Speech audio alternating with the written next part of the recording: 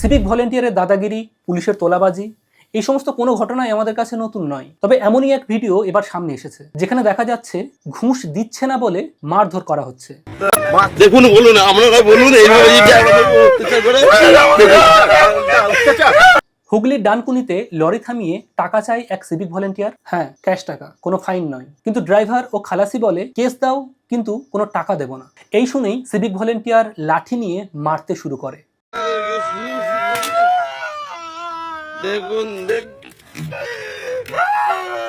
Driver আর খালাসি তখন গোটা ঘটনাটা মোবাইলে রেকর্ড করে। তারপর এই ভিডিও ভাইরাল হতেই সেই সিভিক ভলেন্টিয়ারকে সাসপেন্ড করা হয়। এবার আপনিও জানেন যে আগামী দিনে এরকম ঘটনা আরো ঘটবে। এবার এখানে যেহেতু ভিডিওটা ভাইরাল হয়ে গেছে, তাই কিছু তো একটা করতে হবে। তাই এখন বিভাগীয় তদন্ত চলছে। মনে রাখবেন, আইনত কোনো সিভিক ভলেন্টিয়ারের কিন্তু কোনো অধিকার নেই কোনো গাড়িকে আটকানো বা কোনো গাড়ির কাগজ দেখার। কিন্তু মজার বিষয় হচ্ছে এই নাকা চেকিং এবং নো এন্ট্রি এগুলো কিন্তু মানুষের সেফটির জন্য করা হয়। এবার মানুষের সেফটি দেওয়ার কাজ করতে গিয়ে মানুষের কাছ থেকেই ঘুষ নিচ্ছেন। এবার এই ঘুষ নিতে নিতে বাবুরা এমন জায়গায় পৌঁছেছে, এখন ওনারা ভাবছে এই ঘুষ নেওয়াটা ওনাদের অধিকার, ওনাদের হকের টাকা নিচ্ছে।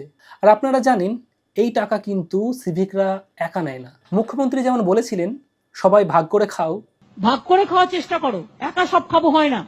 শোনা যায় যে এই সমস্ত দুর্নীতি টাকা ওনারা কিন্তু নীতি মেনে ভাগ করে খায়।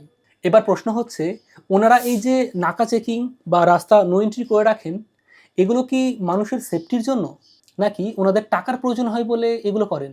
এই বিষয়ে আপনার কি মতামত কমেন্টে অবশ্যই জানাবেন।